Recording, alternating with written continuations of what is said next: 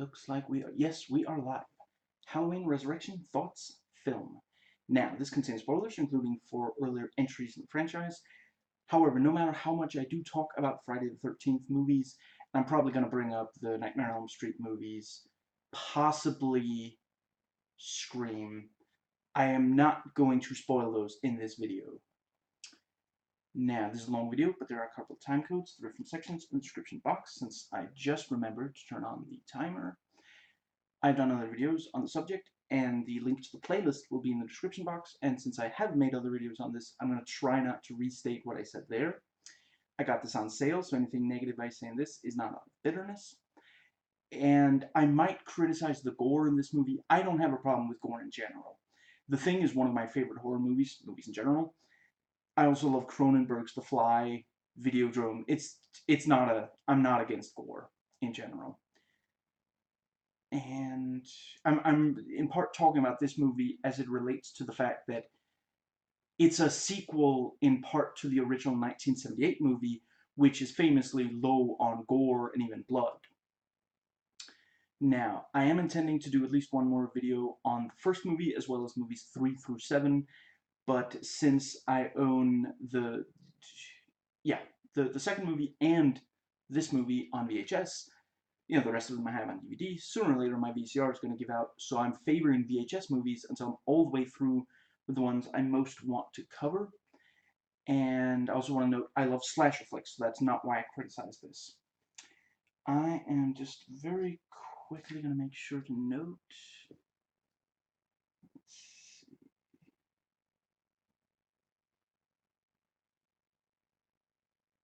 There.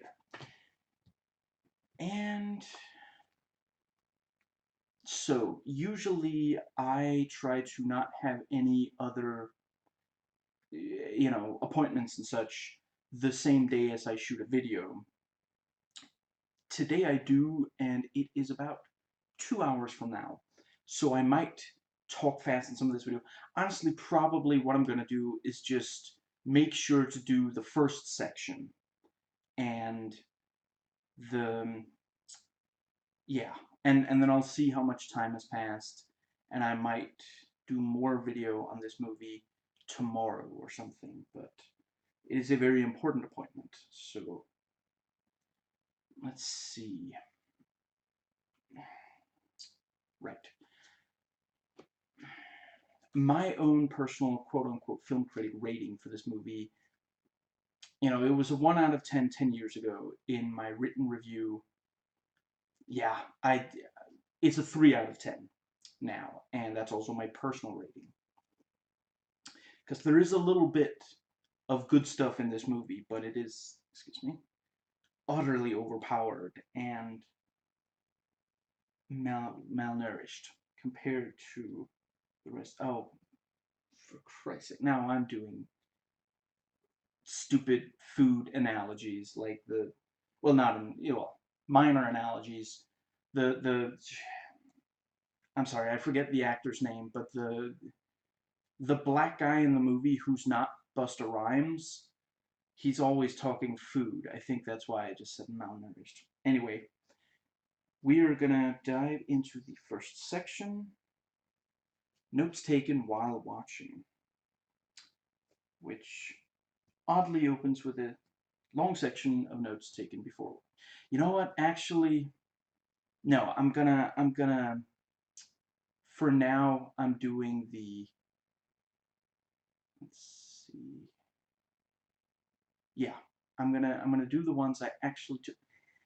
I guess, in that case, I really should. Yeah, I swear this is not gonna take long. I'm just real quick gonna make sure to, the section that's specifically, because I can do this, and then this, and this.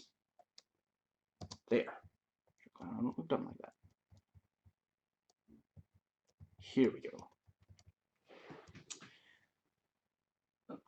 Recently, I've been doing that thing of writing a bunch of,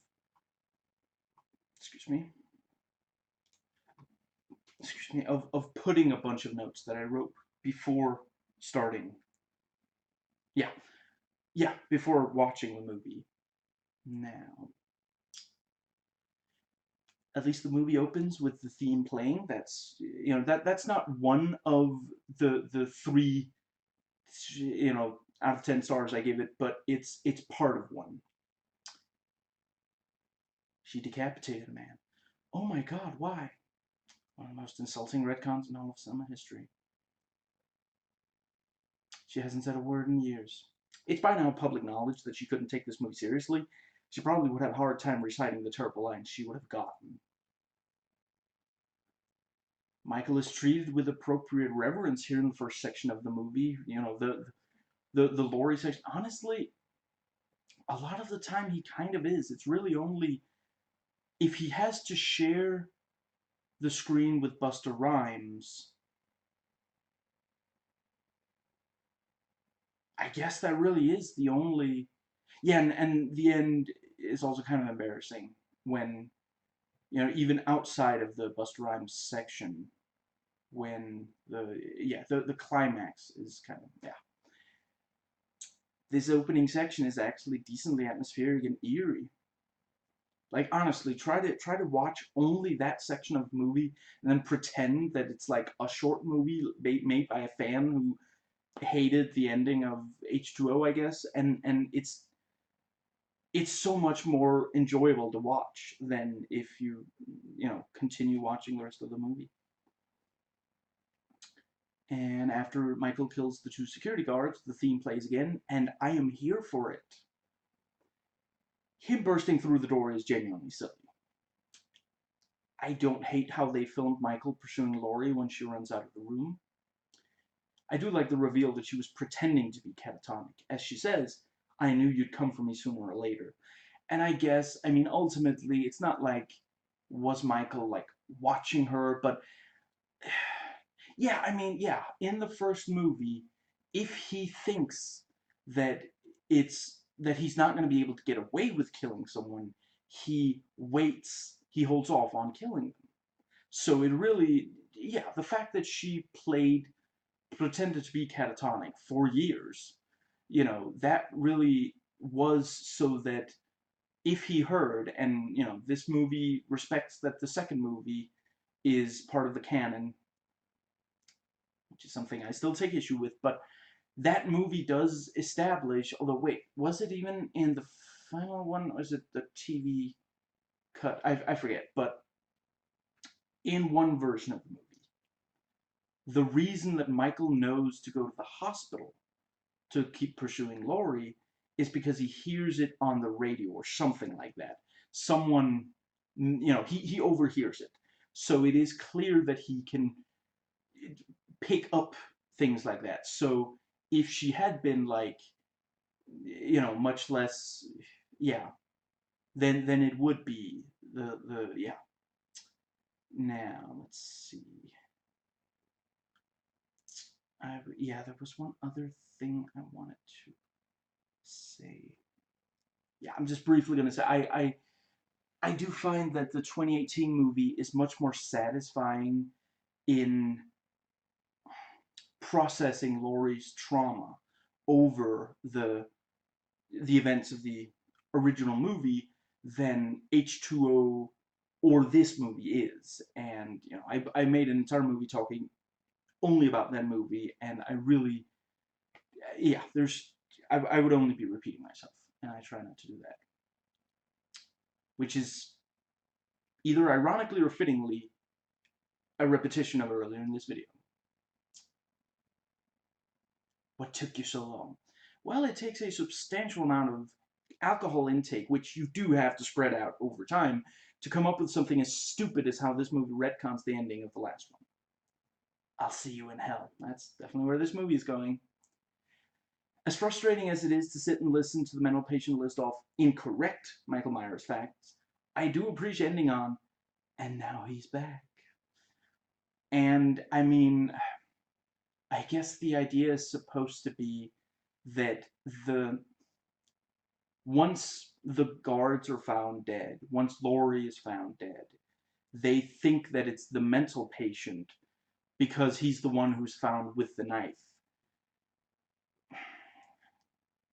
yeah, it's there's so much more insulting writing in this movie, so I'm not gonna delve too deep into that, but it's just like there's no way that there wouldn't be like DNA evidence, at least a little bit, on some of these. Yeah. Anyway, but yeah, that is something, and it feels like something John Carpenter would have written. He didn't, but like I mean, the next, maybe it's also because I'm thinking of I'm researching The Fog, since that's the next movie I'm going to be doing off VHS next week. Should be thoughts on season 7 of Without a Trace, but the week after that should be, that's the current plan at least, try not to jinx anything, The Fog. And yeah, I mean, yeah, it's not a spoiler to say that that movie ends on this kind of ominous, voiceover of yeah, yeah. It's in more modern horror we've kind of moved away from that, and I really do think I think maybe John was trying to. I mean, The Fog came out in 1980. I think by then it was a little unusual to end a movie on this kind of ominous. That's really more of a I want to say like definitely the 50s, maybe also the 60s had that kind of thing. And it's the kind of thing you do if you're like telling a ghost story in front of a around a campfire, which I had forgotten, but I just read in researching that The Fog opens on the backstory being told, or yeah, the legend being told, yeah, over a fire campfire, and that, yeah, just not enough movies do that kind of thing anymore. Now, let's see. Just briefly about the Michael Myers fact. I mean, come on, it's not that difficult to get that right. I realize the internet wasn't way old when this movie was made, but as far as I know, it's from like 96, so 6 years old. I'm pretty sure you could look up at least some trivia already. And I mean, you don't need. I mean, he doesn't even mention H2O, does he? Cause or does he? Oh yeah, sorry. Yeah, he does. That's only 3 movies. Just have some poor unpaid intern sit down and watch 2 bad movies. I mean, at least by the time he has to start watching those, he's already gotten to watch the original 1978 movie. So, I they're 90 minutes each. Just if that. It's not that like yeah. Anyway, that's before internet porn, man. One very underappreciated superhero there, internet porn man. He's sticky and really strong, I think is the line. That was interesting. Never seen it flash like that before, but I don't think it means anything. And I can tell we're still live, so gonna move on. So there's about a million different things hugely wrong with how the reality show is depicted here. I go into, in my old vlog, I go into the ones that I had at that point noted, but I don't think I went into this one. Apparently they do the casting videos after already picking the contestants, because everyone we see audition on camera in this, one, like scene 3 or something, we later see in the Myers house. Did a single person interested in this movie not realize they have auditions before casting people for these shows? They don't just pick, randomly, and then Freddy is like frustrated at the casting videos, so it's like, did you not know who they were before? Like, and that's another, like, why are they, like, several of them say stupid things or cracking jokes or something, and it's like, you do know that, like, reality television, they get rid of contestants. Like, and not get rid of in the Michael Myers sense, but they, yeah, you could get kicked off the show. I mean, like one of them even jokes later, you're about this close to getting voted off the island. Like, so they are aware, so they do know that there is such a thing as being kicked off a reality show if you don't live up to this. Anyway, fear makes me want to throw up. The script makes me want to throw up. I'm trying to do more positive views. I'm trying. Honestly, considering the popularity of the Paranormal Activity movies, and I am not shaming it. I mean, probably more than I should. I really love the first one, the third one, the sixth one, honestly, also the fifth one. And, the second and fourth, they add to the mythology. I can watch them, so maybe they should just make. Anyway, yeah. Considering the popularity of those movies, maybe they should have just made a TV show based on this concept instead of making a bad movie about the potential TV show. Just, yeah. Like, I don't watch reality television, so I wouldn't watch it unless it was like some kind of. I mean, if it was a fictional series that maybe used reality, The Truman Show uses the concept of reality television to do something great. So, excuse me. I'm okay with something that involves reality television in some way. Anyway, I saw a review point out that one of the bad things about this movie is the constant switching back and forth between traditional film cameras with good cinematography. I forget if they said good cinematography, but to me, honestly, it's pretty good cinematography. And then these handheld, lower quality video cameras. Honestly, if they just filmed the whole thing with the lower quality handheld video cameras, I think it would have been better. Not good, mind you, but better. In slasher movies, the killer magically knows what directions people are looking at and when, so that he can get close to people and kill people, sneak bodies away and such. But this movie really does take it to a ridiculous level with everyone having cameras on them and just like it's so like the moment that you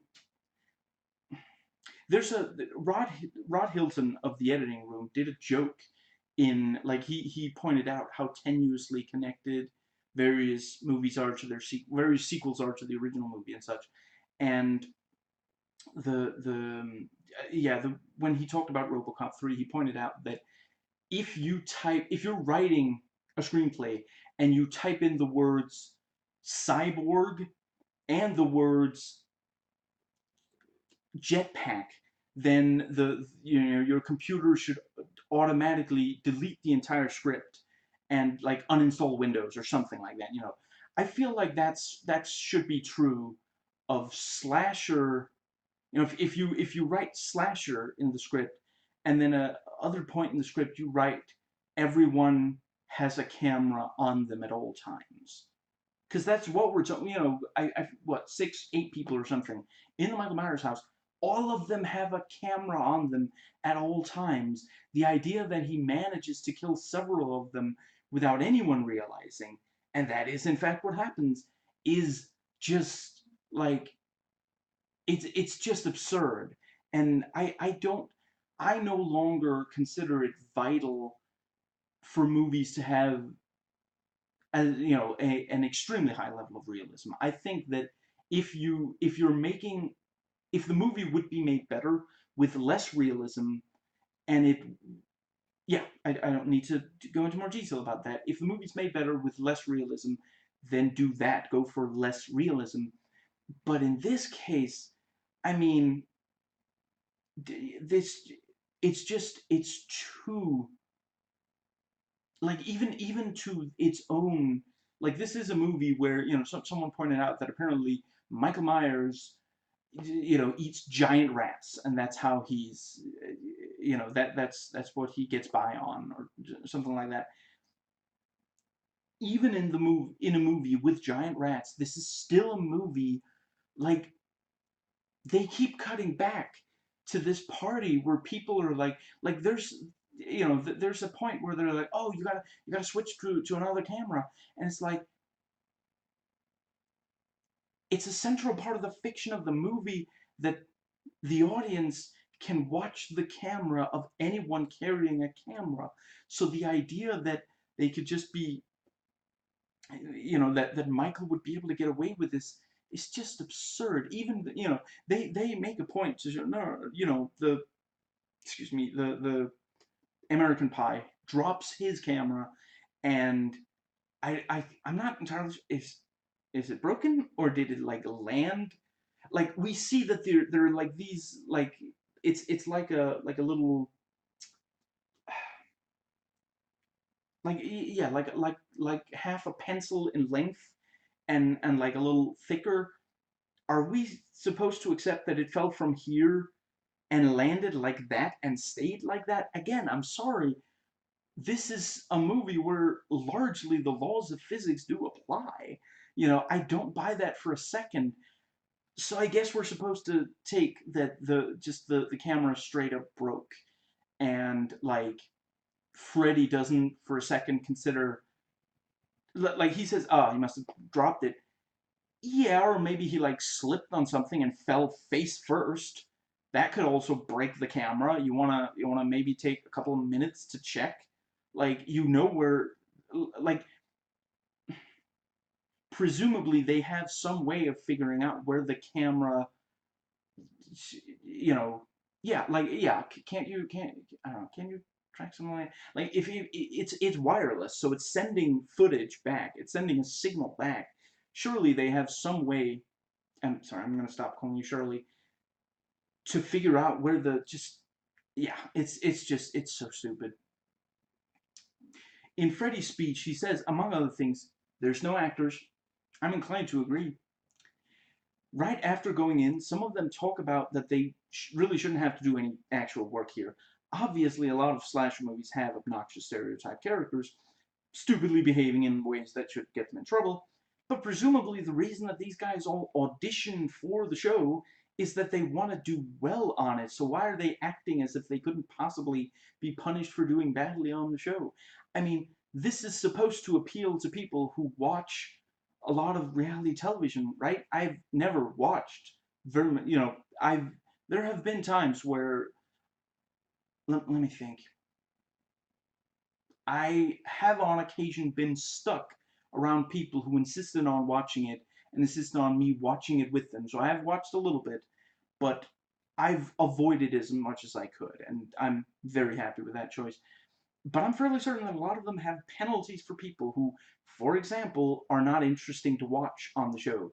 So why wouldn't they at least put in an effort? It's not as though you couldn't have them still obnoxious while putting in an effort. It's just like they're kind of behaving like this is not really like when you watch the Friday the 13th movies and some of these camp counselors are like, whatever, I had to take some summer job. I'm not taking it this serious. I'm not taking it that seriously. Yeah, I can kind of see that. That's probably real. But like they were like chosen out of like I don't know thousands, hundreds of thousands of people, and they're gonna half-ass it. I just like these are not people who just randomly backed into just yeah. Anyway, are the plentiful ass shots and cleavage shots because the characters are expected to behave that way, or because the expected audience is expected to expect it? And Michael seems to be partially set off by the blonde girl almost flashing American Pie. Somewhat similar to Jason X, but there it is, at least in clearly intentional self-parody. God, I hope so.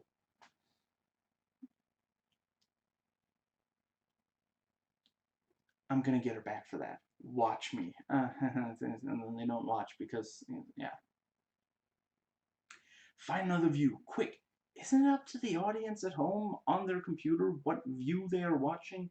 And are you telling me that a dead signal would not creep at least some of the home viewers out? Because I'm sorry, like if I was watching the show, and especially if I was watching right up to that, and like he's looking in the mirror and saying, you know, you should walk, make sure to stay on me because something exciting is going to happen here. And then suddenly, like let's say that they can't tell that that's what that, it happens so quickly that they can't tell that Michael Myers reaches out of the mirror. It just, yeah, that would creep me out. And I'm gonna, yeah, just a brief little, yeah, sorry about that. My back is still causing problems. It is kind of it's the kind of thing where you're like, so how long has Michael been standing there waiting behind the mirror? But at the same time, that is legitimately creepy. The idea that something comes out of the mirror, you know, there are various cultures who have like myths about that there's a hidden world behind a mirror. That when you watch yourself in a mirror, that's not you. That's you in another dimension that's doing the same thing as you. You know, I did they make more than one? They made at least one movie called Mirrors, where part of the thing that's scary is that, like, you know, let's say that, yeah, this these are there, these are the eyes of the main character, and these are the eyes of like the mirror, you know, and they look and up, they're following, and then when the main character looks away, the other character stays looking at and like has this sinister gaze to them. That's legitimately, I don't remember if the movie as a whole is good, although it was made by, I'm sorry, I'm probably going to butcher this, Alexandra Aja, who also did, among other things, Piranha 3D, which I maintain it does exactly what it means to. If you don't like that movie, it's either because you didn't know what it was trying to do, or you don't like what it was trying to do. But if you go into that movie expect with realistic expectations and hoping it delivers on those expectations, there's a lot to love in there. He put a lot of effort into making sure that that movie really delivered what it was supposed. You know, you can. I think you know there's an argument to be made that we shouldn't be making movies quite that exploitative anymore. But that, you know, that's an argument that one could have. But I don't think it's very. It doesn't make a lot of sense to me to say that it didn't give you what you would realistically expect from the movie. You know, that's one. And I haven't watched these, but I've heard a lot of good things. He directed the first remake of or rather, yeah, the remake, not its sequels, to the Hills Have Eyes, I want to say it's called. So yeah, he is a man who does horror well, in my experience. But I don't remember Mirrors as a whole. But that certainly is a creepy concept, you know. And I think, yeah, they do stuff with it in that movie. There are a lot of movies where it's like, you know, up jump scare with a mirror on the, you know, and yeah, and I think specifically it is a bathroom mirror. But yeah, that is legitimately a creepy thing, and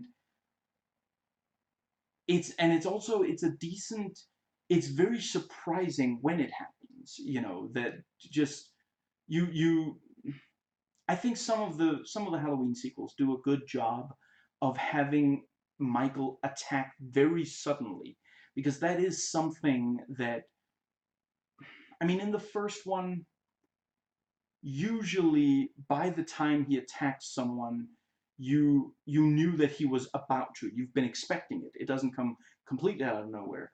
But then this isn't the first time we see him attack them. You know, we even know that he's in the house and watching them and stalking them, because we saw, yeah, when he was talking to the blonde, trying to get her to flash. And let's see. Yeah, so, and you know, for the, well, how long has he been staying there? Well, that is something he does. He does sometimes stand for a very long time in one spot staring at someone. So Yeah, it is possible he's been standing there for a little while. And that again, come on, that's pretty creepy. That's it's not necessarily the scariest thing in the world, but it's creepy. You know, the moment that you're looking in a mirror, it's a very vulnerable situation, and it does like yeah, they're just there is something about looking in a mirror, you know, seeing yourself move. It's one thing to look at a picture, although those are creepy for other reasons. It's like, so the person is like dead then there, and that's also something some horror movies have capitalized on, that kind of thing. But yeah, it legitimately, like, yeah, it's scary. It's scary to think of someone watching you when I think maybe it's because it's in such a bad movie, or because it feels like the kind of like there are a lot of bad jump scares in horror movies from the year 2000 onwards. I don't think that it is a bad. We already knew that he was going after American Pie because he saw American Pie and Blonde together. So yeah, please don't expect me to remember anyone's name in this movie. I suppose I could refer to it as Battlestar Galactica, but Blonde works to me. Maybe especially because she's written as the stereotypical blonde. Well, I mean, I guess she's not quite stupid, but she's a bit giggly and annoying and yeah. Anyway, the show as presented in the movie has far more excited viewers than the movie does in real life. Okay, I'm seriously just asking for a tiny bit of logic and characterization consistency here. There's definitely no cameras here. I realize that right after that they do take off the cameras they are wearing, but it's not as though they break those cameras or turn them off. I don't think they can turn them off. They don't even they know what way the cameras are facing because they were testing them like like a baby with a shiny thing, like, oh wow, this is the most amazing thing I've ever seen. And now suddenly they don't know which way they face. If she doesn't want to be on camera, then just turn the camera away. It's not like it's some kind of 360-degree thing. We saw very clearly they aim. It's point and shoot. It's very clear. You know, the just I mean, is she interested? You know, is she upset at the idea of having sex on camera, or is she interested in, having sex on camera in front of the world? Because they were getting all, you know, horny is the word. They were getting all horny back when they thought they were surrounded by other cameras in addition to the ones they were, so it's not like at that time she was constantly saying we can't do this. And anyway, I'm aware of at least one case of reality show contestants intentionally having sex on camera. I genuinely don't personally see any real ethical problem with doing so. If you know that there are cameras on you, that's it would be disgusting to film someone, or it is disgusting when people are filmed having sex without knowing so. If you know there are cameras on you, if the show is clearly marked as having adult content, since a bunch of these do have nudity already, you can watch people shower, right? As far as I understand.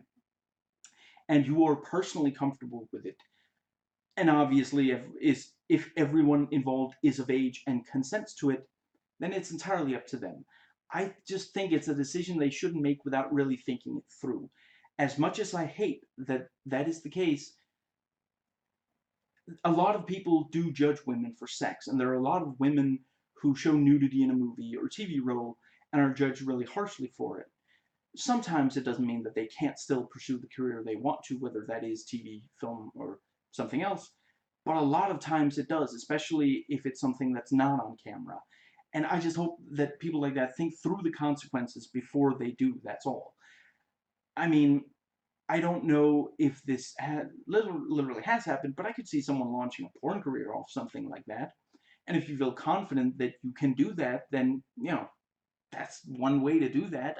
Yeah, it just really sucks when you hear about teachers being fired because pictures and or video of them in sexual situations come to light. Just some people just can't accept that expressing your sexuality is completely healthy. Now, I honestly don't hate the moment where the redhead realizes that some of this is clearly real. That is a real rat that Michael has been eating. And then Michael himself appears and attacks her. But I do think that it looks too similar to the fake scares earlier in the movie.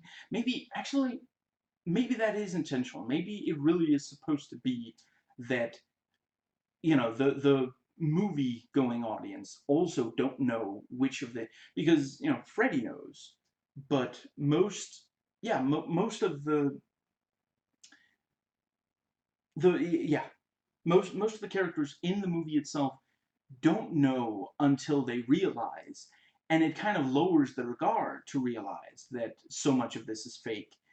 But I do think that it's maybe a gamble that didn't pay off, because ultimately it also leads to the audience kind of expecting, well, nothing really is, nothing is going to happen. There isn't going to be, it's not actually going to be scary in the movie. It's just going to have these fake out kind of things. And again, that's something that's way too prevalent. Scares that don't actually lead to anything, which just, yeah,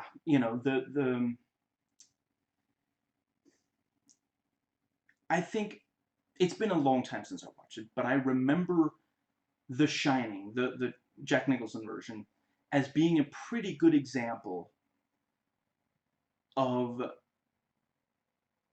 at first it might look like, this seemingly scary thing doesn't really go anywhere. But then later in the movie, there'll be another situation very similar, and then there'll be something really scary. And that's how, but if you just have that, someone, yeah, one example, and this is something that's way too true of movies for, and I guess it's especially for, yeah, Seven also. In this movie, there are a couple, actually, I guess in this movie, is there maybe only one? When brunette and blonde are both they're like buying clothes, I think, having trouble remembering the movie already. There's a point where, blonde sees a reflection, and she thinks it's Michael, and then she turns around, and it's not Michael. And yeah, the seventh movie definitely also, the seventh movie goes nuts with this kind of thing. It's really, I really wish they had come up with a better, but I'm doing more videos on that, so I'll talk about it there. Yeah, the like that kind of thing is just disappointing. Even if later she sees the reflection and it's the real Michael Myers, which I don't think even happens in this movie, not to her at least, possibly to some other character, but yeah, that sort of thing doesn't, and yeah, I'm just briefly gonna, in the original movie, in the 1978 movie, people, well, Laurie would spot Michael and then look away and then look back and Michael was gone. And I guess the fourth movie does it right at least once. Maybe. I'm not going into that movie here, but I know that that's what they're trying to go at, but they're just like, well, we can't do exactly the same thing, so instead we'll do this, and I get it. Don't get me wrong. I myself have sometimes, if you're kind of scared and you see a reflection of something, then to your mind, maybe it's someone, some kind of living thing that's going to attack me, because the lizard brain is constantly on guard for that sort of thing. So the I mean, I can't. Yeah, it's always kind of, it always has like a flare gun in its hand for that sort of thing. It's like, oh, be scared. There's someone nearby who's going to attack you, kind of thing. I get that that's probably what they're going for, but it just, yeah, it's a frustrating and disappointing way of doing, and I don't think that they had to, like, yeah, yeah, I'm gonna talk about it more in the when I'm talking about the movies that do it more, that and do it, yeah. Anyway,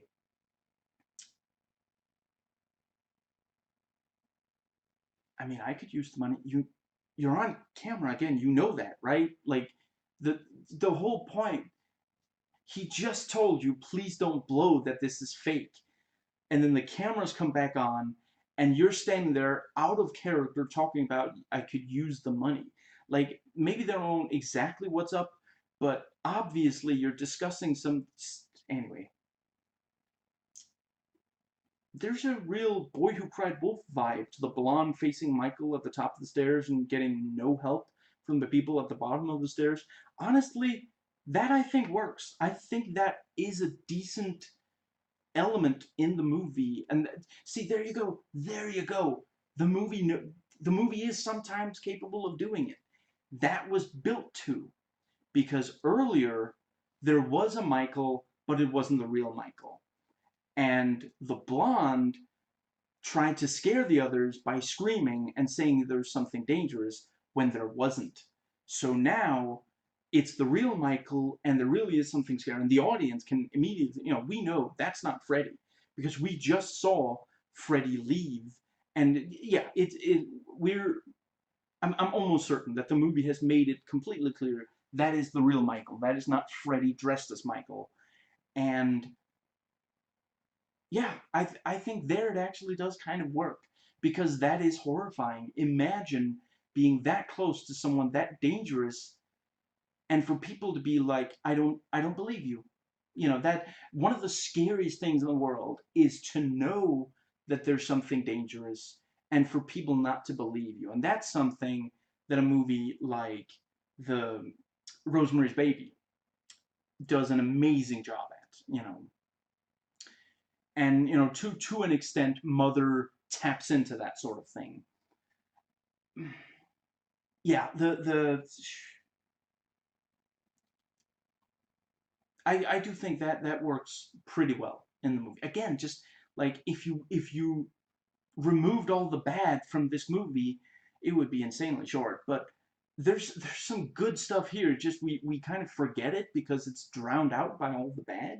But yeah, I forget if I noted to mention it especially, but someone pointed out, someone said in a review that it's legitimately kind of creepy or something. He there was something good about when you see Michael moving through the room and then you see another Michael appear, before you realize that one of them is Freddy. I don't know that I would agree that it's necessarily a good element. I, You know what? Yeah, actually, honestly, before we realize, once Freddy starts talking, then it's completely ruined. But yeah, when you just see two Michaels for a second there, because that's the first time you realize that they're going to have a fake Michael in there. For a couple of seconds there, it's like, what is going on? And yeah, actually, that is pretty decent. There are good ideas here. They're just drowned by the terrible ones. So after about 1 hour of movie, the remaining survivors know that Michael is really after them. I feel like it's a little no, yeah, because the movie itself is really short. The movie ends like 21 minutes later.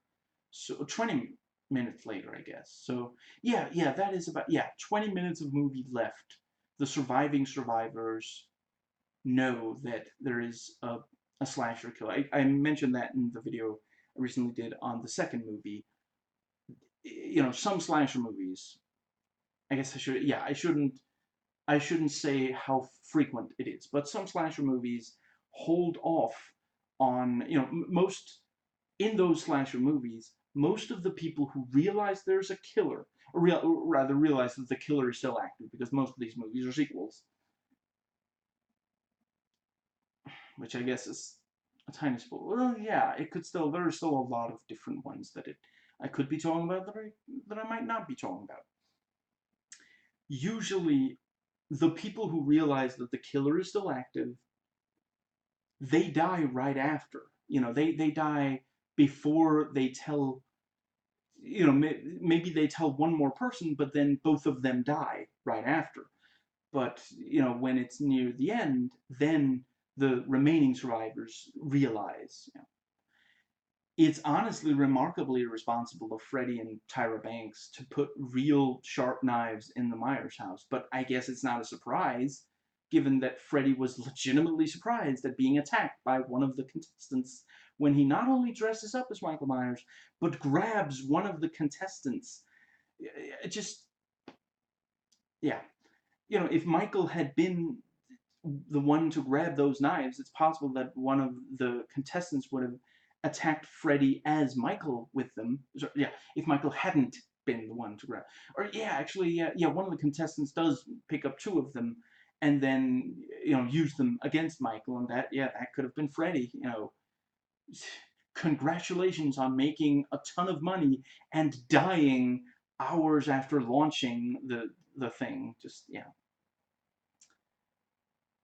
It really is ridiculous how frequently he's just constantly talking about, we're gonna make so much money, this is the best idea we've ever had, this is amazing. Just, yeah. I'm not gonna lie, I don't hate that Deckard helps the brunette with text messages about where Michael is. Most of the integration of new technology in this movie is stupid and poorly handled, but getting text messages like that would legitimately be scary, which is something that has gotten horror movies made about it since then. I don't think I've watched any of them, but I would like to. I probably eventually will. And I agree that it's inconsistent with how suddenly she can see the text one letter at a time, and then he can make the text bold. But I do think it is reasonably effective as horror, and again, I don't think realism should stand in the way of making the movie or TV show or whatever piece of fiction more effective. I respect that other people do think that it should. It's a matter of opinion. I don't think either of us are wrong. He's still alive. See, as bad as the rest of the movie is, these texts are genuinely kind of scary. And it's a new way to deal with Michael, which is something you kind of need to present if you're going to make sequel number 6. You're not counting the third one, which didn't feature Michael, and it doesn't make sense to count that in this context. Once again, I absolutely love that movie. My favorite sequel, with the 2018 Halloween movie coming in second place. And I hate all the others, so there is no third. Well, I guess I don't hate H2O, but I don't think very highly of it. I respect that it definitely has some technical there's technical skill on display, and Kevin Williamson, I mean, I'm not sure I've seen him do a bad script. I've seen stuff that people didn't necessarily like that much of his, but I can't offhand place like a bad, excuse me, script of his. But the yeah, like, you know, they're staying there like, oh, phew, you know. And again, this is in a lot of slasher movies, they think the killer is dead, but then he turns out to still be alive. But getting it as a text message, you know, usually when the survivor realizes we didn't actually kill the killer, you know, sometimes is that they, you know, they look away from the dead body and then they look back and the body is gone, and that's also really good. But a lot of times, the way they realize that the killer is still alive is that the killer attacks them, and that's scary. But it's a different kind of scary to get a text message that says he's still alive, because he could be anywhere. Like, the moment that let's say that he comes from behind you and attacks you, and you hear him start up the chainsaw or whatever, so you run ahead. But if you get the text message, you don't know whether to stay put, run ahead, turn around, run the other direction. That's really scary, and just, yeah, it's honestly, it's kind of frustrating to see the couple of really good things in the movie, because they're just completely drowned out by all the bad and the terrible of the movie. But that really is like, I could watch like a 90-minute movie about someone stuck in one place with no way to get out, and someone texting them like, have they made like a Rear Window sequel where the person, yeah, the person going into the building while the guy in the chair sits and watches through the, the, was it binoculars? Was it like a tele-lens camera? I forget. But yeah, excuse me. Yeah, a version where the person in the, yeah, where they both have phones and they use text because the ring would alert the other person, and that's, I think that could work. I was that in the I mean the crap, what's it called? Mimic 3? I feel like that's like, it's been ages since I watched it, but I feel like that might have had some, and it is Rear Window with, the giant cockroach of the Mimic series, so that's something. I remember enjoying it a lot. Now, the use of illumination and shadow on Myers' mask as he approaches the brunette when she's about to climb the ladder is pretty well done. If this is the kind of stuff Rick Rosenthal delivers, then I can see how he had a career, at the very least, between 81 and 2002. I don't know about outside of that, and I don't care to know. I think I looked up what else he had done, and I'm like, I don't even know. I've never even heard of most of this stuff, so just, yeah. And again, I don't care that much because I don't think he did that good of a job with either of these movies.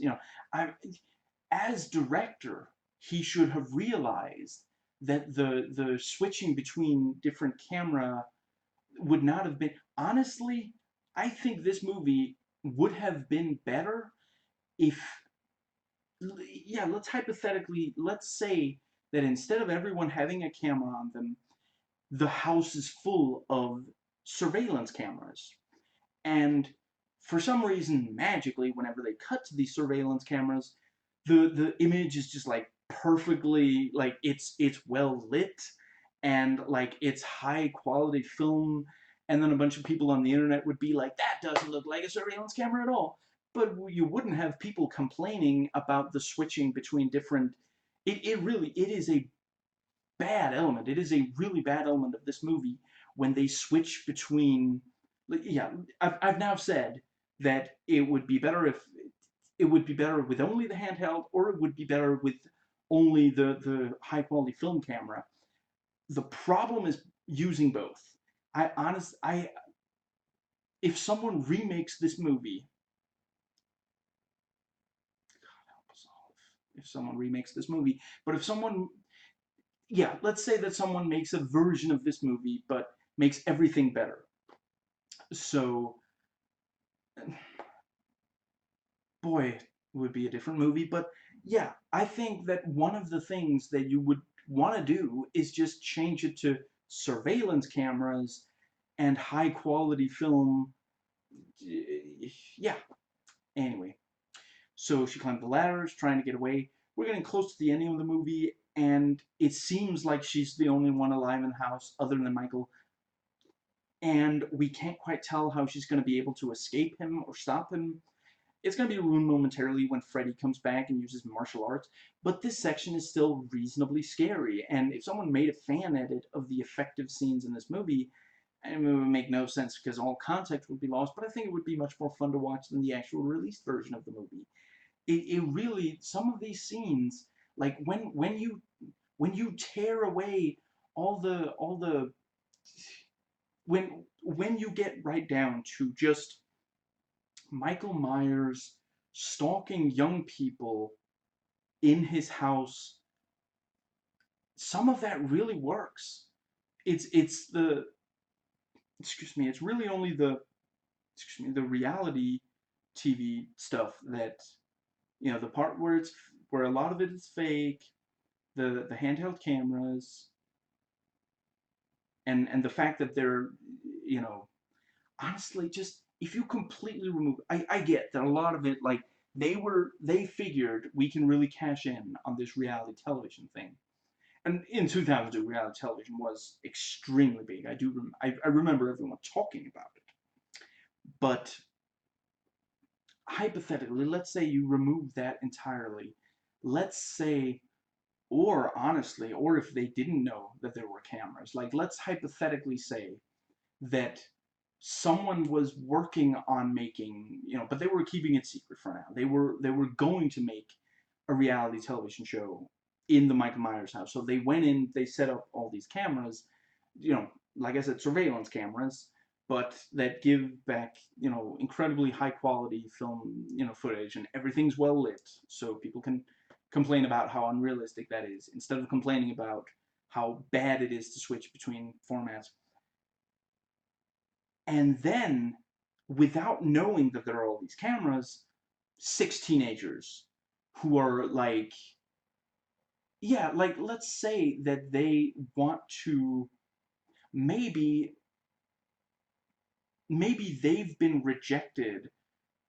They wanted to get into like the police academy, the show, not the movies, I think. But I have very little experience with the movies, and I remember almost nothing of the show. I'm just wanted to make a reference. They were rejected by the police academy, and they want to prove that they're good detectives. So they sneak into the Michael Myers house, and they start looking for clues. And yeah, and then it's the people working the reality show. They suddenly realize there are a bunch of teenagers in the house. Let's go live. And then a lot of the rest of the movie happens, and not long, yeah, and then once the brunette starts getting texts, one of the first texts explains there's cameras everywhere in the house.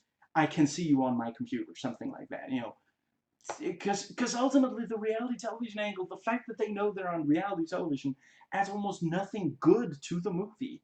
Then if you had two of them getting horny and starting to have sex, that would make a lot more sense because they didn't know they were on camera. Although, yeah, probably drop that whole thing, honestly. But anyway, yeah, you have the let's see. I think that would make for a much better movie because yeah, I mean, ultimately they don't even really, there's something genuinely interesting in the concept that the brunette is being watched by someone who can send her text messages. That there is something there.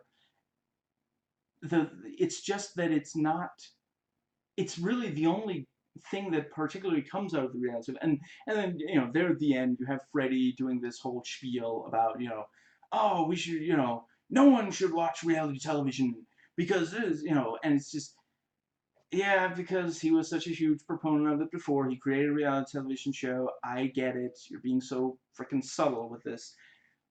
Ultimately, you can get to a place where she's being watched and he's sending her texts without all the baggage. Yeah, they should have just rewritten it. But anyway, yeah, getting back to when it's just a movie of a bunch of teenage, high, college, sorry, bunch of college students in the Michael Myers house, in the Myers residence is really what it's called. The and yeah, and Michael stalking and killing them one by one. That's actually legitimately, yeah, that's effective. Rick Rosenthal does a pretty good job at that. And I realized that if then you again have the issue of, well, how is Michael hiding from all the cameras? But you already have that issue. And I mean, I figured that you could probably get around that with, yeah, every so often the people watching the stream, a camera will cut out, and they'll be like, Michael must be in that room, something like that, and because he understands that cameras are a thing. Anyway,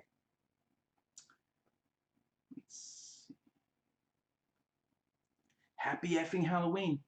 As soon as I'm done watching this movie, I think it might be. How are you feeling right now? And Freddy, channels the rage of the movie-going audience. I'm not kidding. It's Michael Myers. What? They made another movie with him after H2O perfectly capped off the Laurie Strode and Michael Myers fight? Without counting the end credits, this movie is only 1 hour and 21 minutes long. If you do count the end credits, it's 25 minutes. It's too bad it feels so much longer because of how bad it is. H2O is 1 hour and 16 minutes long. If you count if you don't count the end credits, and with them it's 22, I believe. So, and it's, you know, ultimately it it kind of feels like they just didn't want, you know, they wanted to get it over and done with as quickly as possible. I don't think it's necessarily better to have the movies longer. If I recall, A New Nightmare is around 2 hours. I don't think that movie needed to be around 2 hours. And I think, excuse me, I think it's the only in the series to be more than 90 minutes. Other than possibly the remake. That one might also go a little long. Certainly felt long. The yeah, I wouldn't necessarily say that it's better because it's longer, though in some ways it is better. But anyway, yeah, the where was I going?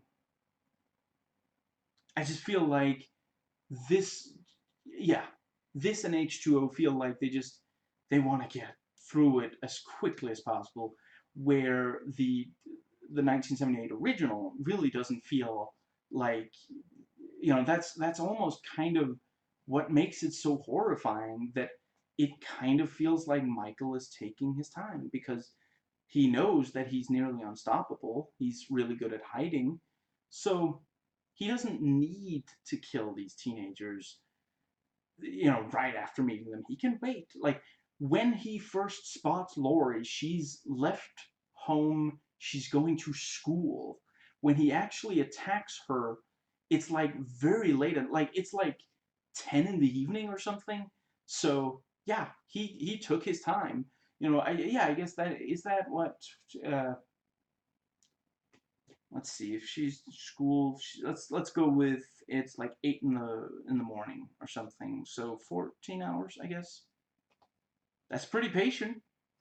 And yeah, with these others, anyway. And the music during the end credits, I forget if it's all of it, but at least some of it is also appropriately sinister.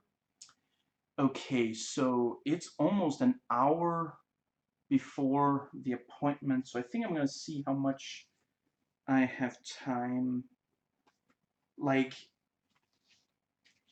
I'm pretty sure that he's gonna ring the doorbell, so I'll hear that, and failing that, he might try the cell phone, which I didn't set to silent intentionally this time, rather than forgetting. So yeah, I'm gonna go ahead and continue at least some.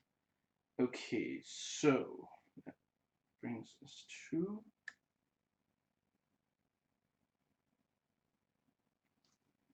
the second section, entitled Notes Taken Before Watching. Now, in preparation for this review, to better compare, I rewatched the first 8 Friday the 13th movies and the first 7 Halloween movies in the weeks leading up to this review. And just yesterday, I rewatched H2O. As much as I dislike this movie, I have heard credible people say that it does have a certain je ne sais quoi, which is, of course, French for, I don't know what. I love Busta Rhymes' music, such as, you know, Give Me Some More, Break Your Neck. It's only his acting I don't love, and by that I do mean I hate it. A ton of musicians are not good actors. It's not a personal thing. I just really prefer when they face that before appearing in a big movie or TV show or the like. I don't remember him in Fighting Forrester. I only watched it once a long time ago. But it really, like, it's so frustrating because I love him in his music videos. Again, Give Me Some More. He's so entertaining in that, and he brings energy to this role. You know, he's very passionate. You can't, you know, you can't accuse him of phoning in his performance, and he genuinely, he seems to care about this. You know, he's he's in a lot of the movie, and he's certainly one of the most like, you know, if you haven't watched this in a long time, you've forgotten a lot about the movie. If you remember any character, it's almost definitely him. So yeah, it's really frustrating that such an obnoxious character, and yeah. And there is something truly magical about Freddy, the character played by Busta Rhymes. He's like this very stereotypical version of what a lot of white Americans see black Americans as. He swears a lot. He's like really kind of hyper, and he brags constantly, and just, you know, and he's loquacious, you know. So a lot of white people hate the character because he's so black, and a lot of progressives hate him because he's a really negative stereotype of black people. He's a character that everyone can find something to hate about. Obviously, and for obvious reasons, a lot of us fans did not like, we hated them killing off Laurie Strode for the second frickin' time in the series. I mean, at least this time she got an on-screen death. I still, the fact that they didn't just recast, I mean, the Friday the 13th and Nightmare on Elm Street series both survived recasting at least one major character. You know, they were like, deal with it. Watch the movie. It's not, you know, some of these don't even look that much like the other actors who played this, you know. So it's just, and yes, I realize that, actually, wait a minute. No, I was gonna say, by the time they made, no, by the time Halloween 4 came out, they had already gotten through some of the, wow, yeah, actually, yeah. So just, anyway, it's not just that it happened at all. It's not just that it happened in the first, I was gonna say 10 minutes, but I guess it's closer to 15 minutes, maybe 20. And not that, you know, despite that they put her on the cover, while I will not spoil the details, I do have to wonder. Sorry, yeah, what I'm saying is not only one of those things, all of those things is what really bothered us. While I will not spoil the details, I have to wonder if they would have fared better if they handled it like how Friday the 13th handled the last appearance of Tommy Jarvis, or perhaps how the Nightmare on Elm Street franchise handled the last appearance of Alice. And again, I'm not spoiling anything. All you know from me saying that is that Tommy Jarvis appears more than once and Alice appears more than once. That's all you know. Now, let's see. I realized that there were more Friday the 13th movies by 2002 than there were Halloween movies, and that this came right on the heels of a retcon. But as much fun as you can have watching Jason X, I do appreciate that this didn't take Michael into space. Let's see. I'm not saying you can't go new places in a franchise, but I do think that Michael Myers is scariest when he's going into a place that you should be safe to stalk and kill you. You know, in the first one and in the, yeah, in the first, like in the original Terminator, the killer's infiltrating suburbia. In the late 70s and in the 80s, white people in America felt safe in the suburbs, and then you have these unstoppable killing machines coming right in and killing them. You know, in the second movie, it's a hospital. In the third, the threat is to everyone in America, especially the children. 4, 5, 6 are back in the suburbs, although, you know, in each of those, it's very specific to this one particular suburb, when really, if you watch the first movie and pretend no other movie exists, you even have, like, the gravedigger, or, you know, yeah, the guy leading Loomis out to the tombs, specifically says all small towns have at least one, you know, really scary legend kind of thing. So, you know, but then yeah, 4, 5, and 6 is, oh, well, it's Haddonfield and it's Halloween. So 7 is a prestigious private school, which is also somewhere that well-to-do white people feel safe. It really, like, if you wanna play a really boring drinking game, binge all 8 movies.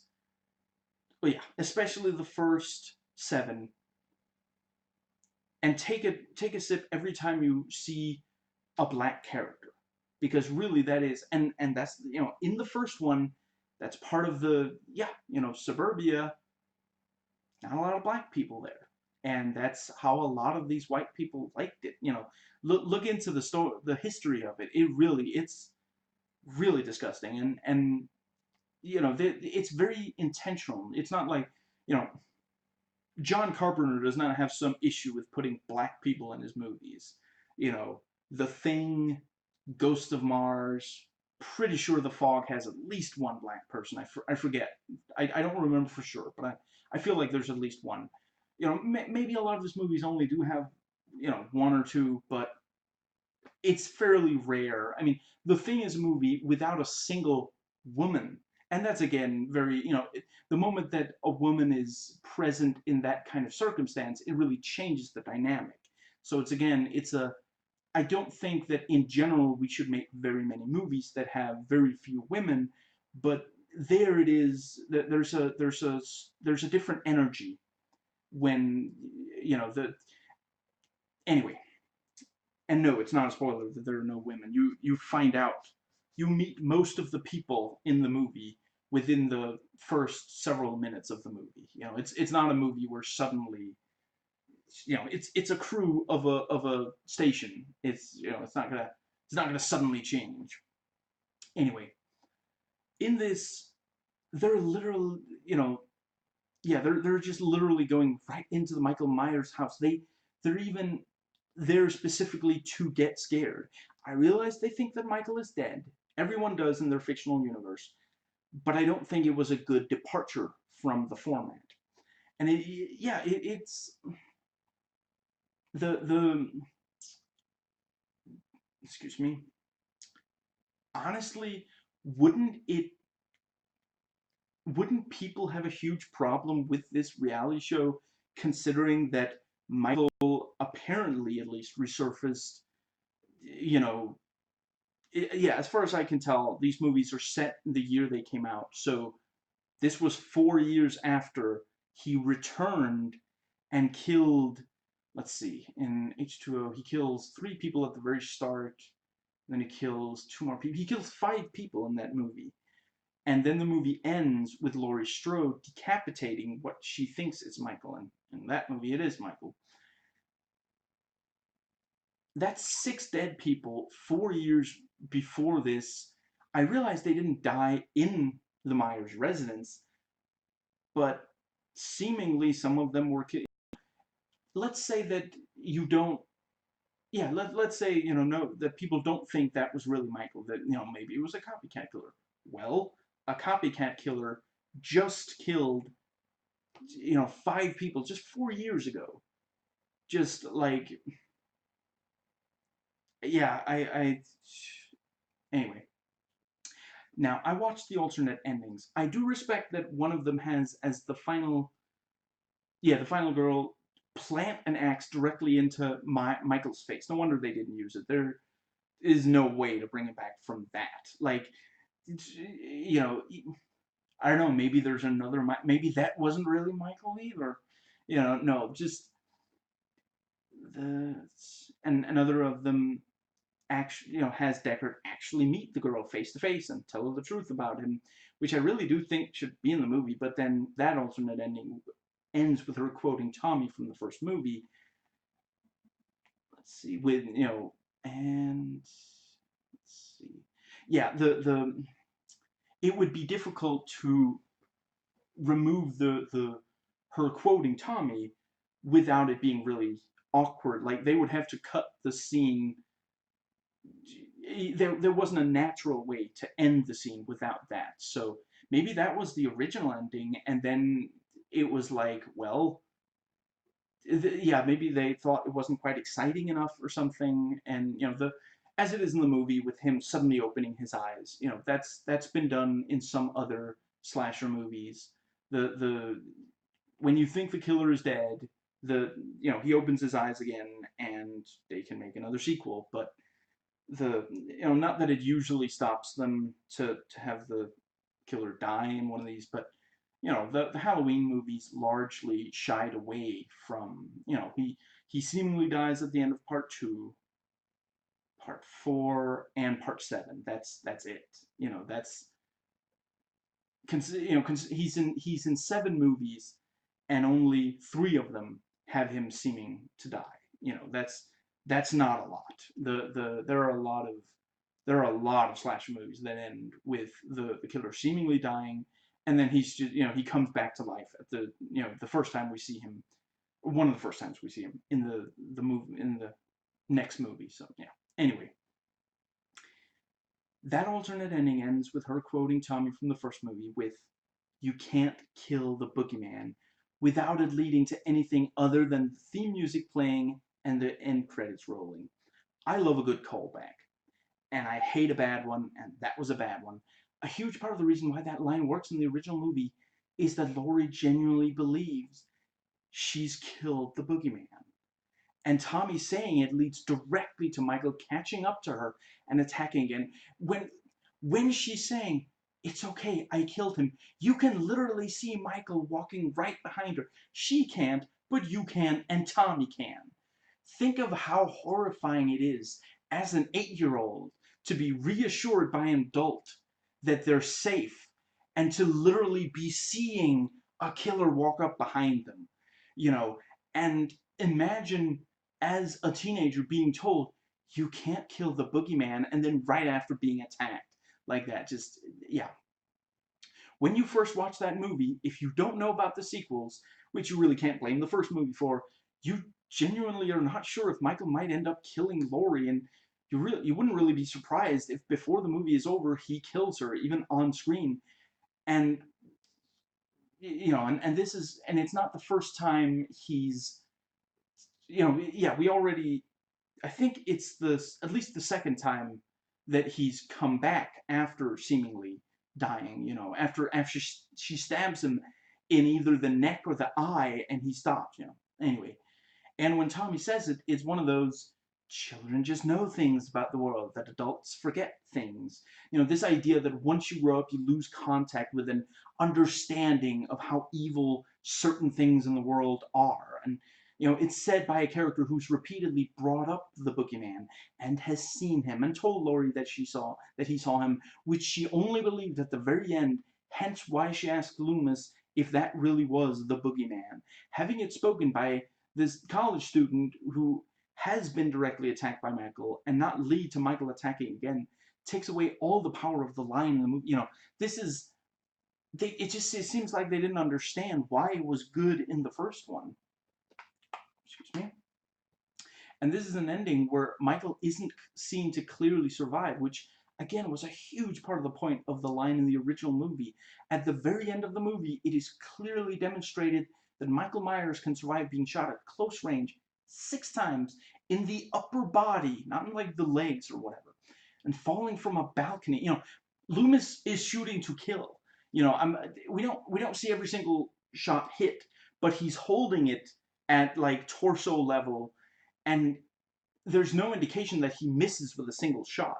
In the second one, he says, "I shot him 6 times," and it's like, he says he has a permit.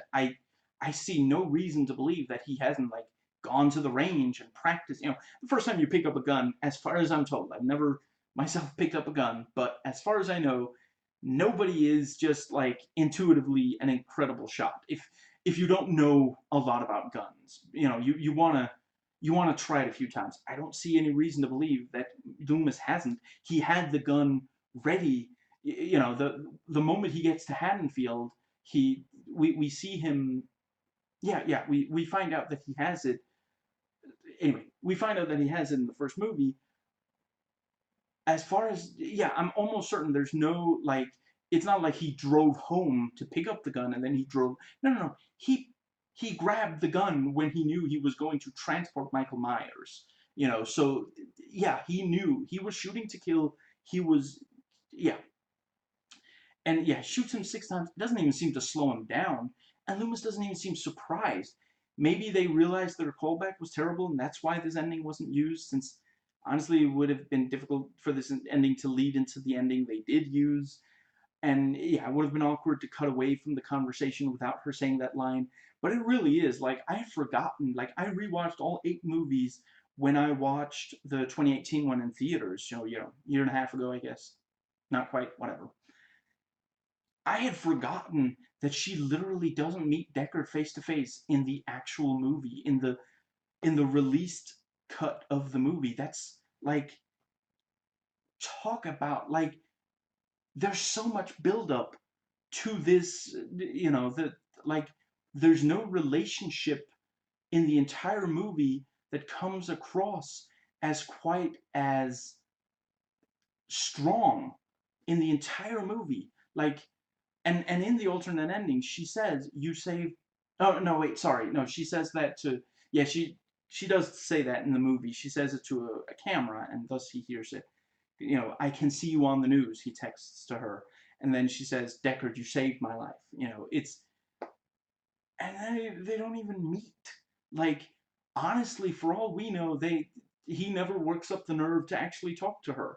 Cause it's like, he kinda could have, if he really badly, like, and he even does, he says, I'll tell him the truth. I'll tell her the truth someday, or something like that. Just, yeah. Now, let's see. I think it's an important part of the first movie that child characters with names and lines are in danger, even though Michael ultimately doesn't kill them, and I'm not saying he should have. I I think killing a child in a movie, that's something you should think hard before you do that. Don't do that just because you can. Anyway, comparatively, I don't think that it was, I it's hard to say the following without sounding really bad. Let me try. In the third movie, we do see one child die, and it's implied. I mean, really, the ending basically, very likely, just straight up, every child in America dies from the masks, and a lot of their parents die. I think I said in the old video that, well, a lot of parents are probably gonna, no, a lot of the parents are gonna go up and, like, "You can't be dead. No, this isn't real. You were alive 10 seconds ago. My mind can't process this." And then they're attacked by there's like snakes and various, yeah, a lot of them would die. And yeah, and we very specifically see a child that, like, we don't see his head open up, but when we see all the snakes and such come out, we realize that part of his face is gone. It's just gone. It's gone, McCready. And I do think that was, because a big part of that, of the fear of that movie is the deaths of all these children. And yeah, and I don't know if it's necessarily a good thing or a bad thing that that child has been, like, every time we see him, he's being a brat. So I don't know if it's supposed to be like, and hopefully we're not supposed to take any enjoyment in seeing this child die. Maybe it's supposed to lighten the blow. But anyway, I do think that was the right decision there. But I think it was the right decision to not have any child die in the, like, the anyway, yeah. In the second one, you only have that one kid who's seen, like, briefly at the start and then a little later, and he has neither lines nor a name. And although I'd like to think that without realizing that that was going to come up at all, his father really wanted, the wife was like, "No, we can't name it," but his father really wanted to name him, like, Razor Charlie the Blade or something, hoping that he would grow up to be a wrestler or something. comic book character. The seventh has, the kid at the gas station bathroom, which again, I'm really, really glad that they did not kill her. This one doesn't have children in danger, and yeah, the I don't really have to. Yeah, let me just really briefly. Movies 4 and 5 have Jamie. Movie 6 has Danny. So, yeah. Now, let's see. I think Halloween 2 is the only in the series up to this point. This particular movie. I'm not giving away anything that happens in, the Rob Zombie movies or the 2018 one. They feature Michael Myers to never have someone look in a certain direction, spot Michael, look in another direction, and then look back and the Michael no longer be there, or they don't. Some of the movies they don't actually change what direction they're looking at. He just disappears between cuts somehow. But I read about that in my old vlog, so I'm not going to here. But I do think, I mean, I don't know, maybe I forgot, but I watched that movie like a week ago. That would be remarkable if I really forgot that major of a, because it's such a big element in the first one. It builds so beautifully throughout the movie.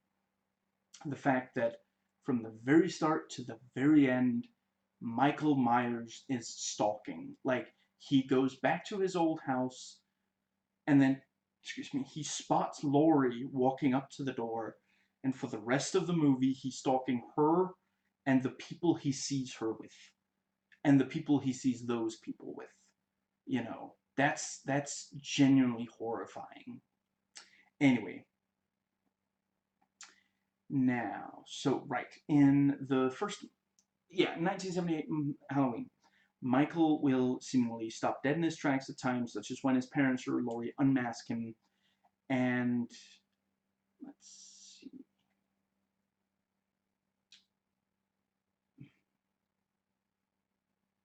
Right, and yeah, and when Loomis points his gun at him, not run, and only ever walk, not try and escape when someone is attacking him. And once he has decided to stalk and attempt to kill someone, not deviate from that and go somewhere he expects to not to have someone that he's been stalking, and he'll sometimes breathe hard while carrying out a kill. Now, let's see, I wanted to note, like, let's see, yeah, in this he does stop dead in his tracks when Freddy talks to him, and let's see. Yeah, I mean he does more or less live up to the other ones. I don't think he really deviates.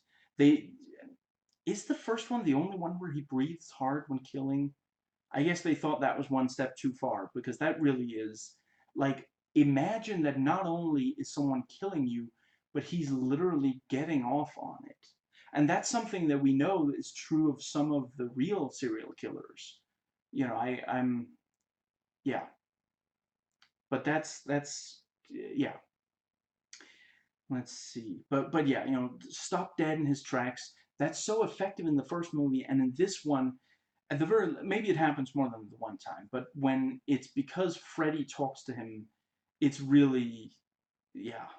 I get it. I get what Freddy tells him, go help Nora, and he tells Michael where she is. Michael turns around, and that's the thing. They ended up cutting that from the movie. We realized later that he killed her, but we don't know that he did that right after that. So the point of it is completely lost. But I think it was the guy who played Michael in this who told them there's always at least one body that we don't see the kill.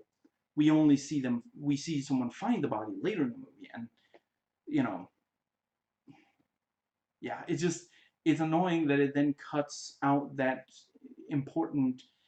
But I do get, like, I'm not sure who else who's they probably picked the death that they felt was easiest to cut.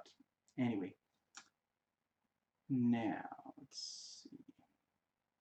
Most of the reviews on IMDb for this that are rated the most useful are from not long after the movie came out, some a couple of years after, and very negative. And there are exceptions to these rules, but that is still, yeah.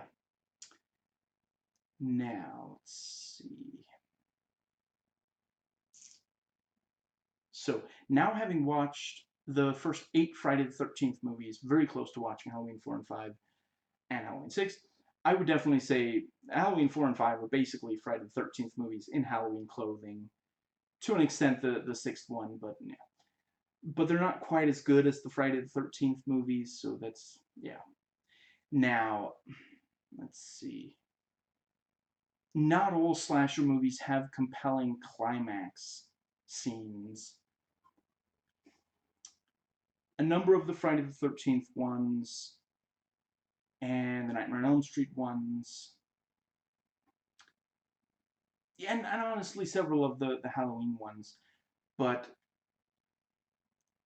yeah, this one is, like, honestly, if not for the martial art, if Freddy wasn't in the scene, it would be a lot better, and also if it wasn't such an accidental, like, when Brunette charges at him and Michael with the magically silent to start chainsaw, again, I'm sorry, but that's distractingly unrealistic, that she somehow managed to start it without us hearing.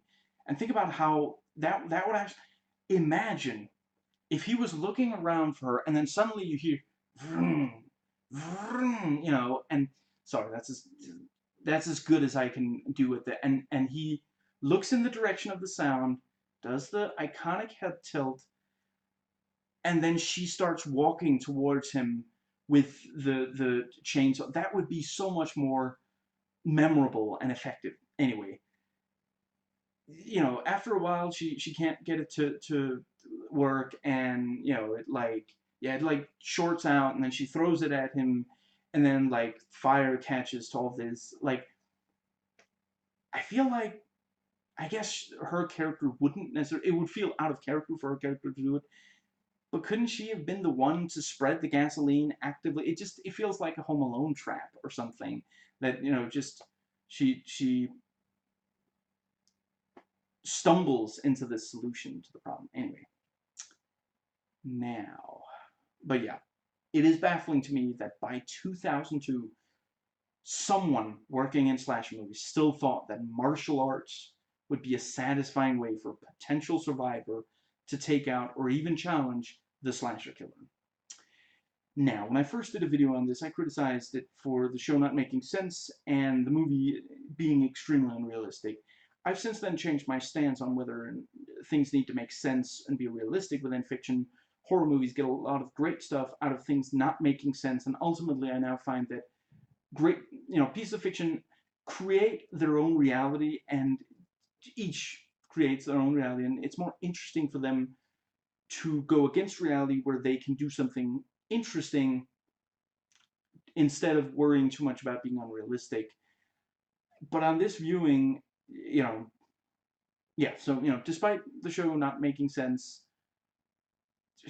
yeah, right, I want to say, does it do a good job of commenting?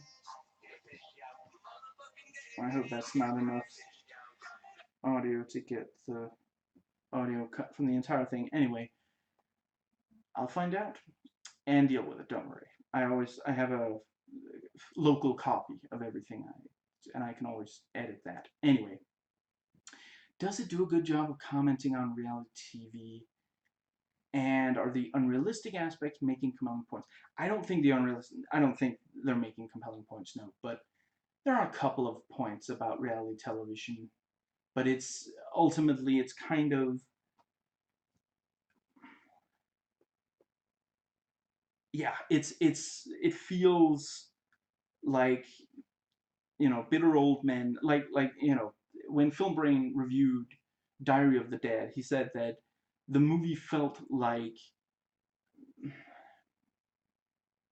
can't believe I'm blanking on his name, George Romero was, you know, by the time of making the movie, he was an old man yelling for kids to get off his lawn. Basically, he didn't understand the appeal of the found footage horror genre. And yeah, this movie feels like it was made by people who don't really understand the appeal of reality television. They are aware that there are popular reality shows or something like that. Now, why are the contestants acting like typical slasher movie characters? Don't they want to win the show? Why are they making out and getting high? Now, let's see. Okay, so we are about 15 minutes or 30 minutes out from the appointment, and yeah, we'll see. Now, I rewatched Fayelis's reviews of Halloween Resurrection, the Rob Zombie remake, Halloween 2, and Halloween 6. They're all funny. I don't really have anything to add. You know, I could go into a lot of detail about how I think some of the things he's, criticizing things which I think work well in the movie, but, And, I rewatched Spoonie's vlog about Halloween 2. That's still a really great video. And that brings us to the final section, I guess. Yeah, I'll keep going for now. So, yeah, there we go. IMDb, Wikipedia, and critic sites. So I guess what I'll start with the, let's see. Right. Yeah. So these are a couple of ones that I highlighted as wanting to comment on. Let's see.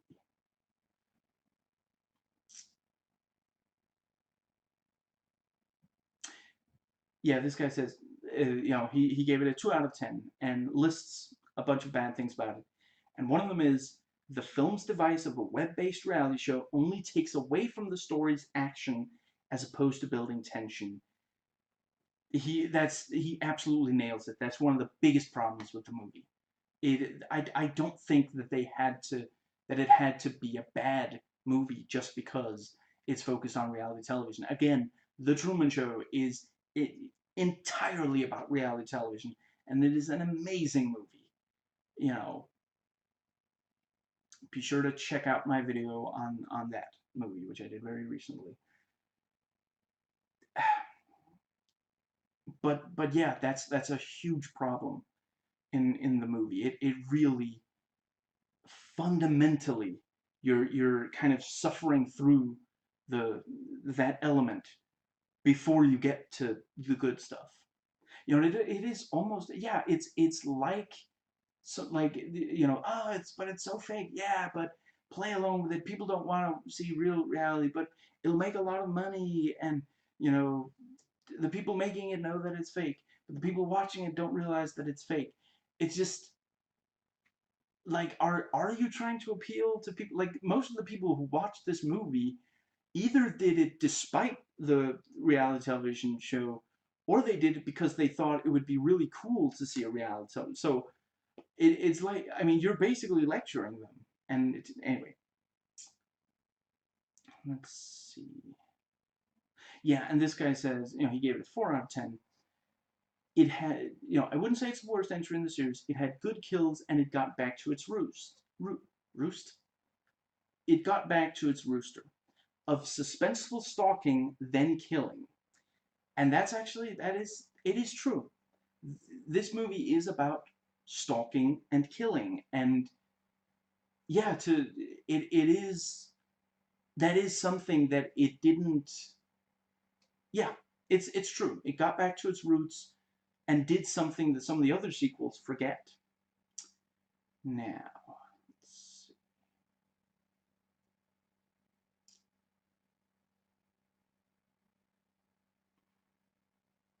Right, and yeah, this is. Oh, sorry, real quick. Those were two. Those were reviews from users on the Metacritic website. Now, this is from IMDb Trivia. Originally, the executives of Miramax wanted to continue the series by creating a whole new story, of which didn't have anything to do with Michael Myers after the last film, in a similar manner to Halloween 3 Season of the Witch. However, poll results conducted throughout fan websites proved to the producers that fans wanted Michael Myers to return again. I respect that they listened to the fans. I wish they had come up with a more logical way of bringing him back. Honestly, is that knocking at all? I guess not. The honestly, why not just retcon the retcon? Why not just say? I mean, it would be difficult to follow up the sixth one. Boy, what a mess that movie is.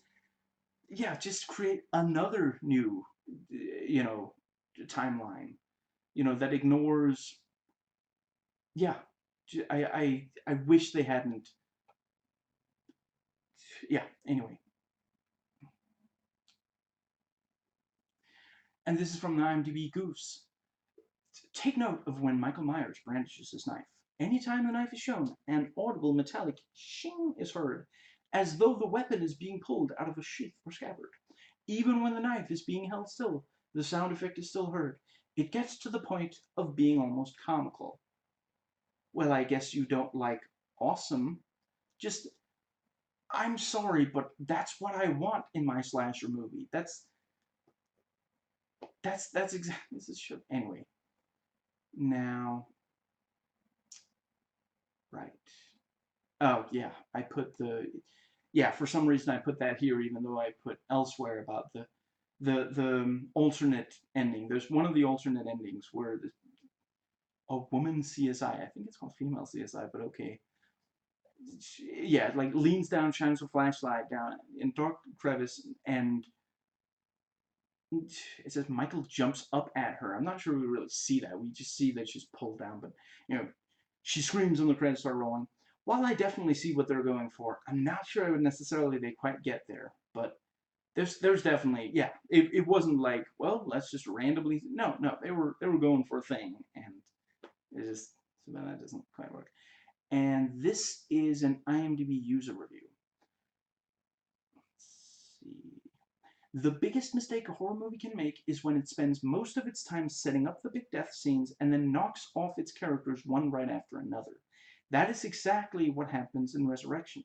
Every character, with the exception of two, die in a consecutive chain that takes up about 20 minutes of the movie, and the other hour is spent trying to gather of what little plot exists. And yeah, there's definitely some truth to that. I'm not sure I'd necessarily say 100% I agree with that. And that guy gave it a 2 out of 10.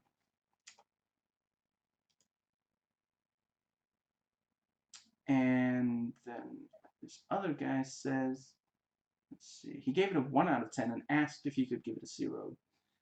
And he says, this movie is so bad, at least 6 of the Friday the 13th movies are better. And I don't think there's a single Friday the 13th movie that's worse than this. I think I don't know very many slasher movies. I don't know very many movies that are worse movies than this. But obviously he didn't hate it quite as much. And another IMDb review, and this guy gave it a 4 out of 10. And he wrote a lot. I'm only taking a look, excuse me. I'm not reading all of it, but the technology is another factor.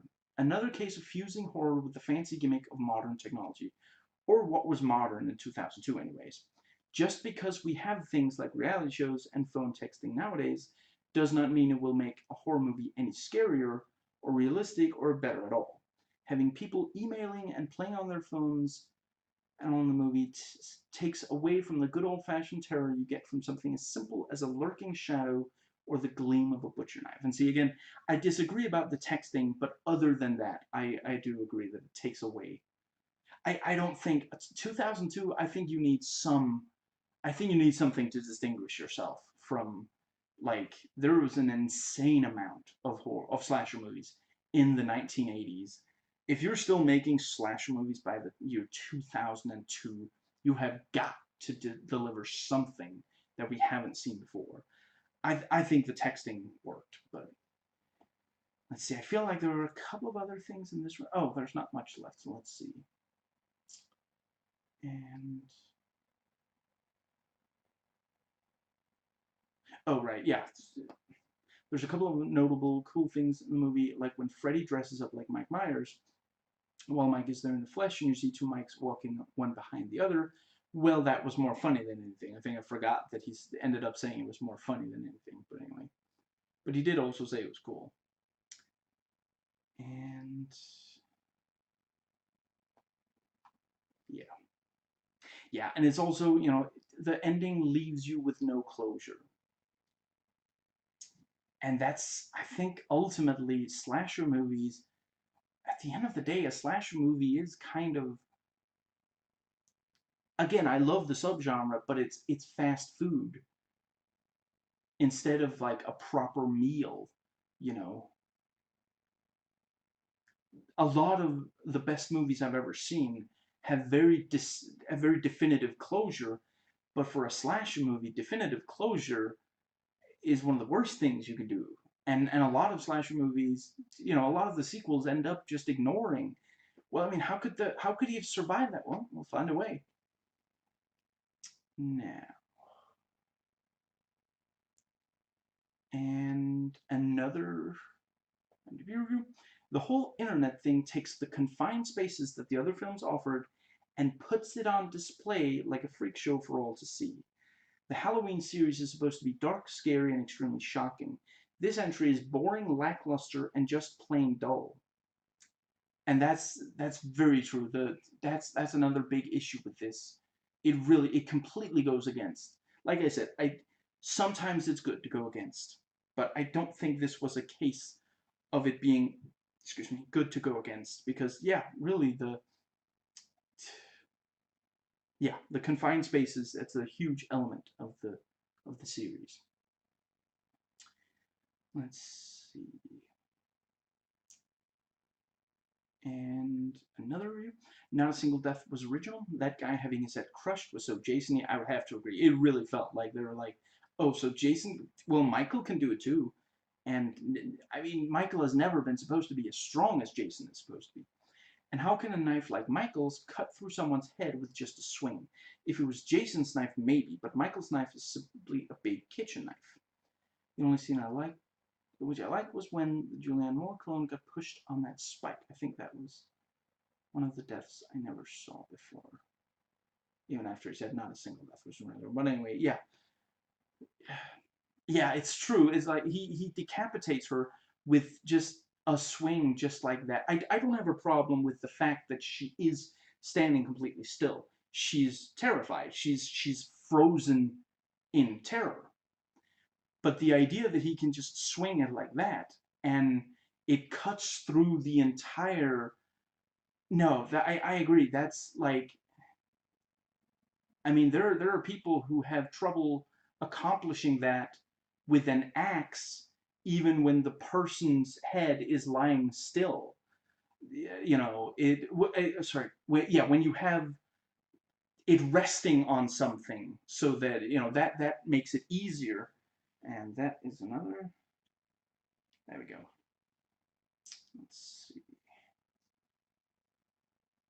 And Michael offs people in a way that doesn't go with the Halloween movies. In earlier movies, the violence and the gore was kept to our imagination. We would see the events leading to it, the flash of a knife, and then we would imagine the rest. Resurrection has blood and gore like there's no tomorrow, and it felt like I was watching some tacked-on slasher movie, not one of the many sequels to Halloween.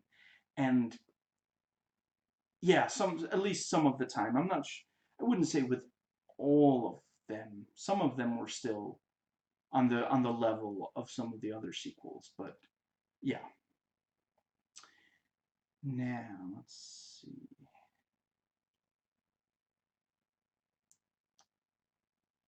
And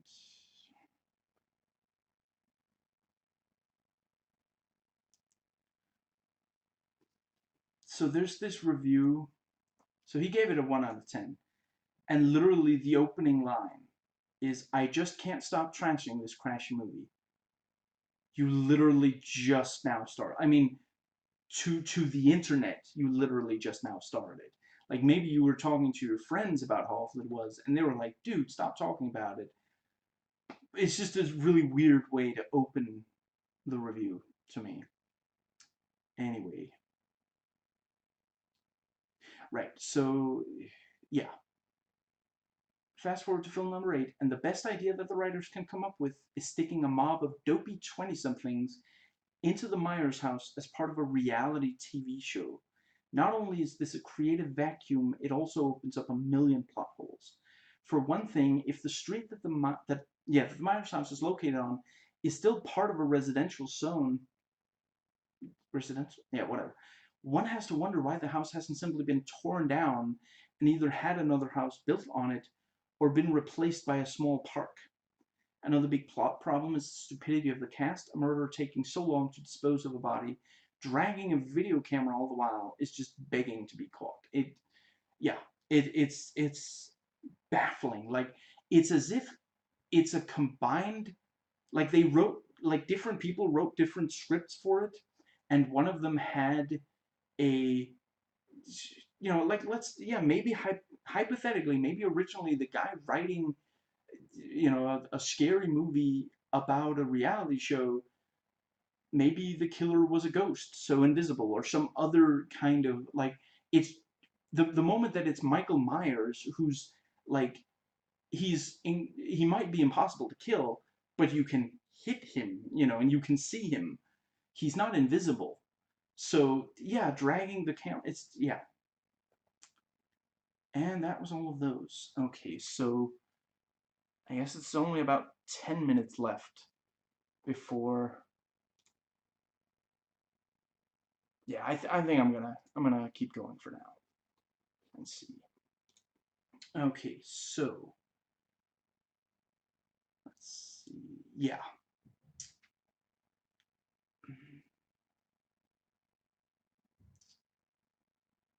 Okay, yeah, I was considering. Yeah, I'm just briefly gonna. This is, on Rotten Tomatoes, you can there's an option to look at all of the Halloween movies, the Rotten Tomato score and the critics' consensus of all of them, and you know the natural way it will be is that they will be in the order, starting from the most recent released to the oldest, and that's how I'm not going to read the critics' consensus. I'm just going to briefly state the score. Halloween 2018 has a 79%. Rob Zombie's Halloween 2 from 2009, 22. 2007, 27. This movie, 11. H2O, 52, 6%. 5 has 13%, 4 has 29%, 3 has 42%, 2 has 28%, and the first one has 96%. And I think there are enough reviews that it is actually, crap, what's it called? Certified fresh. And yeah, it sounds like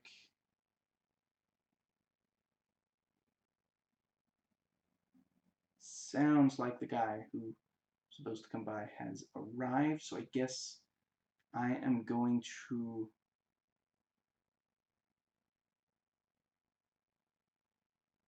I don't know, there's some chance.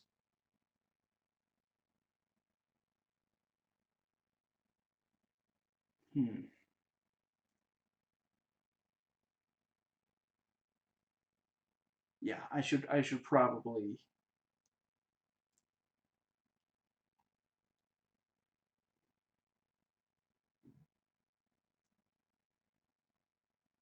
For now, I'm keeping it going. Excuse me. So the consensus for this, the only thing this tired slasher flick may resurrect is nostalgia for when the genre was still fresh and scary. And again, 11%, with 64 reviews total, and 57 of them rotten. And it also only got a 26% audience score, so it's not like it was popular there either. With an average rating of 3.32 out of 10. Oh wait, sorry, yeah, sorry, that's the critic score. The average rating for the audience is 2.36, and I forget, is that out of 5 or 6 something? I'm pretty sure it's not out of 10. And yeah, I'm just briefly gonna, let's see.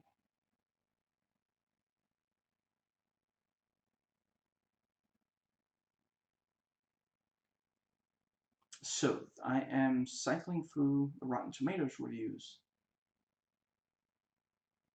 and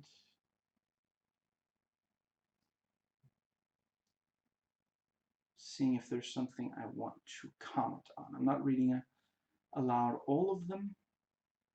I am